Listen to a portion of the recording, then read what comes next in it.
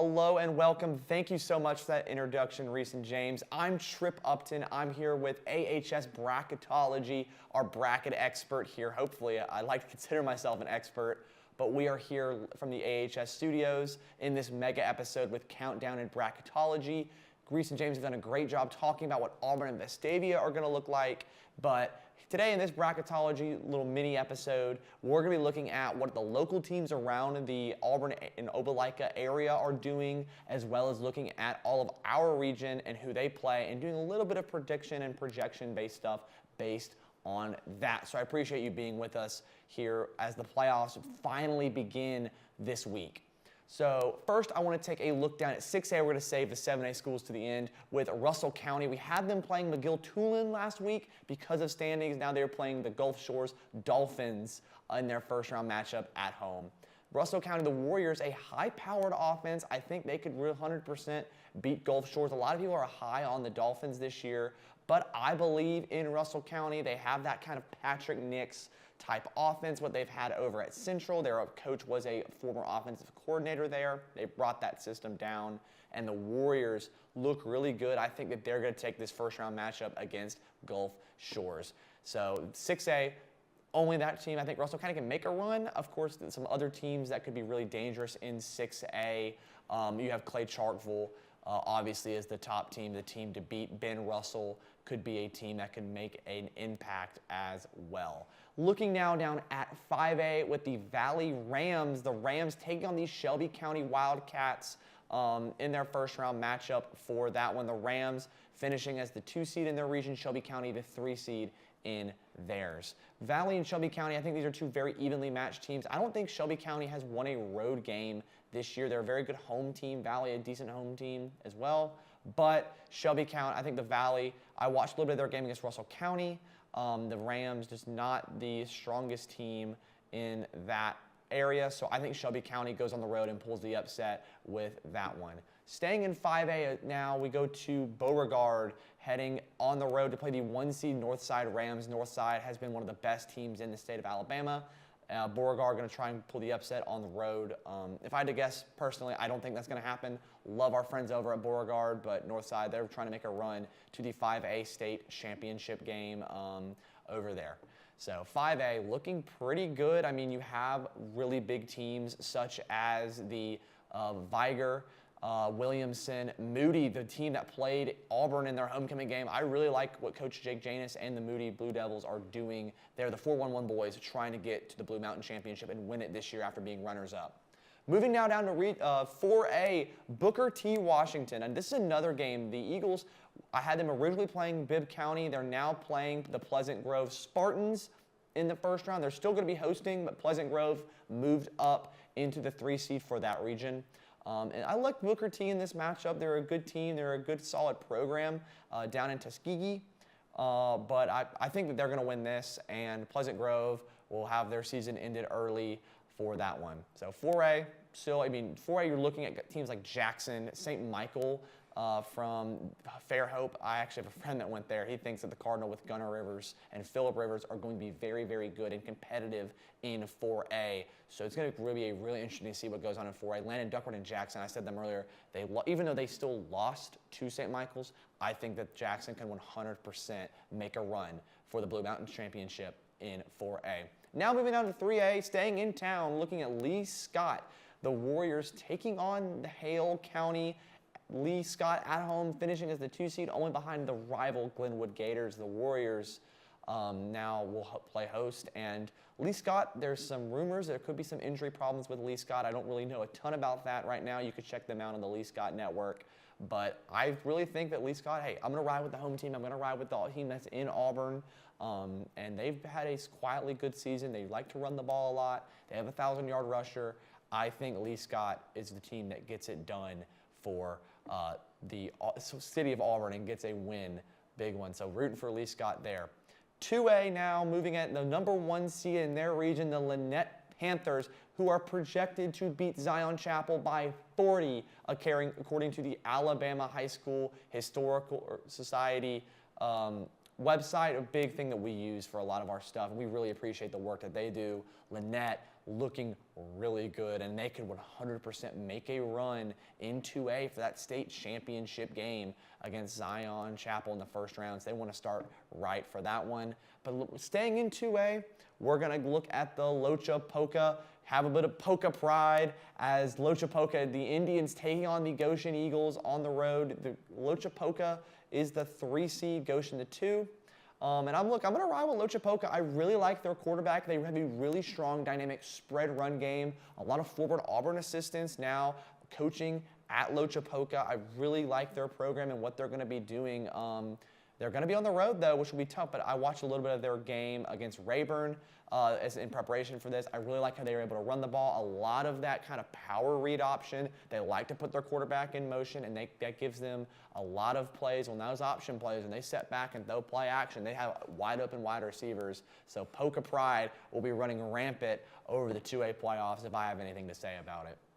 Now we're going to move down to 1A in the 4 seed, the Notasulga Blue Devils heading to University Charter School Trailblazers. The Trailblazers have never won a playoff game, but they are the 1 seed. They are undefeated. Notasulga has had a history of winning playoff games. They're a very proud and tradition-filled school. The Blue Devils trying to go on the road. I think they could have a chance against a team that really doesn't have a lot of playoff success, but it's a 1 seed, University Charter School.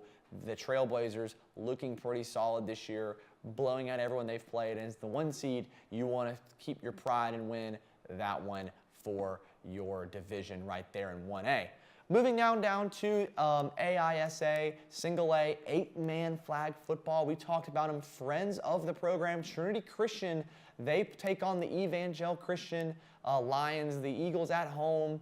I'm really rolling with Trinity Christian. I mean, I can't pick against my guys. Was able to talk to some of their assistants last week, and I really think that everyone in Auburn loves them, even though they're in Opelika.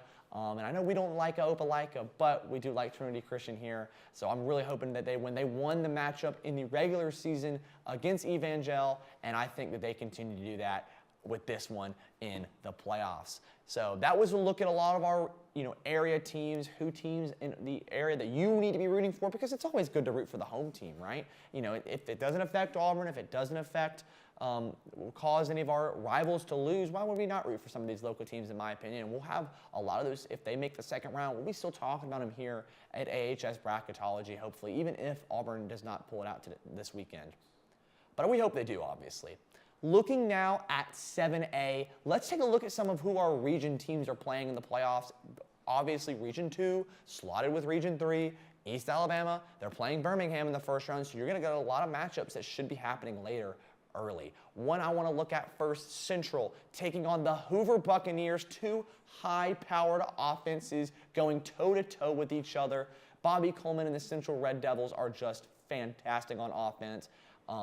Hoover, I really like their running game. I think that I watched some of their highlights against Vestavia. They were able to move the ball, a lot of play action. They do have a strong quarterback. They can 100% run a little bit with Central, but if I had to pick this game, I'm picking Central to win this one. I think Central is the best team in all of Alabama. You could argue Clay Chartville. You could argue maybe St. Michael if you want to look at some of the lower classification. I think it's Central, only lost to IMG. Unfortunately, I think Central moves on, and I think that they have a path to at least get to a Final Four game. 100% Patrick Nix and that offense is looking good. Shifting gears now to a more regional team, Opelika. The Bulldogs heading on the road to Hewitt-Trussville. The Bulldogs picking up a big win over Carver Montgomery. They look to pick up a big win on the road against Hewitt-Trussville. And look, this game is going to come down to whatever defense comes to play. Opelika, they have a very physical defense. They force people. They have one of the best defenses in the state, statistically, held Central to their total low in the entire season in 7A Region 2. Hewitt-Trussville, not a bad team though, picked up big wins early in the season, slowed down a little bit. They have a 8th grader starting at quarterback, a lot of injuries. I think Opelika goes on the road and pulls an upset. And Auburn fans, this might be the one time you actually want to root for Opelika, because if Opelika wins, it guarantees if Auburn plays in the Final Four, they would be hosting that game. And why, you might be asking, because of the travel. If Hewitt-Trussville, there's a scenario if Hewitt-Trussville wins and then has to go play a school down like at Baker, down in Mobile, because that's what it would probably be if I had to project. I do think Baker is going to win that game. They have one of the top passers in the state. I think they get that one done against the Florence Falcons. If they do that and Auburn goes and plays on the road, no matter what, the Huskies would have travel on Auburn, so that we would be heading to Trussville for a third-round game against the Huskies instead of hosting a third-round game. So you kind of want Opelika to win this one. You get another game at Duck Sanford Stadium. You get another broadcast for the AHS Mass Media Network. It'll be Reese Kinder, James Tippins, hopefully me from the studio. We'll see kind of how that ends up shaking out. But we can't obviously go past Vestavia, but that is on the table if both the Tigers and the Bulldogs win, maybe the 101st annual Opelika Auburn game. So a lot to watch out for and a lot to play for in that one. Looking at the backside of the bracket, we're looking at Thompson, the Warriors, one of the best teams in the state of Alabama. They take on Carver, Montgomery, the Wolverines, Zion Crumpton. This team is just trying to pull an upset. They've really struggled against the top teams in the state, going 0-3 against Opelika, Central, and the Auburn Tigers. So Carver, they canceled their game last week against Saraland, who is another team that can win in 6A. I didn't even think about former home of Ryan Williams, Alabama wide receiver. But look, Thompson, they're a good team. Carver, best of luck to you. We really hope you win it. But Thompson, I think that they're going to win this one, and I think that they're going to go beat whoever they play next week, coming out of either Mobile or Huntsville. And I think that it's going to be the Thompson Warriors and the Central Phoenix City Red Devils in the Final Four. Winner goes and plays in Birmingham for a Blue Mountain Trophy. So another big, important matchup. We're rooting for Hoover. We're rooting for Carver just because we don't want to place Thompson or Central. But you know what? Hey, we're rooting for the underdog in that one. And finally, the Auburn Tigers taking on the Vestavia Hills Rebels. The Tigers lost in blowout fashion at the beginning of the season in Vestavia Hills. The Rebels only lost 2 region games this year, lost to Thompson, lost to Hewitt-Trussville. Auburn finishes the 2 seed in their region. There was a lot of controversy. These are 2 top 5 teams in the state of Alabama. Should they be playing each other in the first round? I'm not really sure, but that's what the rules dictate this season. And look, if I had to give my read on this game, you've heard this entire episode. What does Reese Kinder think? What does James Tippins think? What do I think, right? And I think Auburn 100% cannot take this game lightly. Vestavia, they get fired up. They're an emotional team. They're going to win. They're going to win and lose based on the amount of effort, aggressiveness that they have for their team. Auburn, they might have the Jimmies and Joes and maybe the X's and O's, but they need to have the heart if they want to beat Vestavia Hills and that tricky offense. They love to run the ball. They love to do a lot of these motion gadget plays, while Auburn, they are going to be throwing it around the yard. You're going to look at Kason Myers. He's going to try to have a bounce-back game after a struggle against Vestavia Hills, and it's in the Duck, which is, I think, the most important factor. If you are watching this, and there's tickets on GoFan. I don't care. I'm not offended if you don't watch us tonight on the call. Myself, at Color, Reese Kinder is your play-by-play guy. I don't care. I'm not offended by that. Get to Duck Sanford Stadium and watch and cheer on. Join the unit. Do whatever you need to do. Make it loud. Make it rowdy. That's what we need. Auburn, Vestavia, it is going to be a blast. It's going to be the game of the week on WOTM. It's going to be fantastic. But Auburn, Vestavia, Auburn needs to get the unit, and they need to be loud and take Vestavia out of the game early. That is how Auburn wins. I think Auburn wins. I think they're going to be heading to Daphne next week. We're not going to really talk about what's going on as much with Mobile this round. We'll recap it next week, but right now, between Sparkman and Daphne, I think we're going to head to Daphne, take on the Trojans, but it's got to start this week. I think Auburn wins. I think Auburn's running game comes to play, and I think they just can't keep up with Kason Myers having a bounce-back game. It's not going to be a slip and slide out on this field. It's going to be electric for the unit and for the Auburn Tigers. But anyways, folks, thank you so much for joining us for Bracketology. It's going to be a blast. Make sure to stay tuned for game predictions, keys to the game, and our broadcast if you're not going to the game between the Auburn Tigers and the Vestavia Hills Rebels. I'm Tripp Upton, back to Reese and James with AHS Countdown.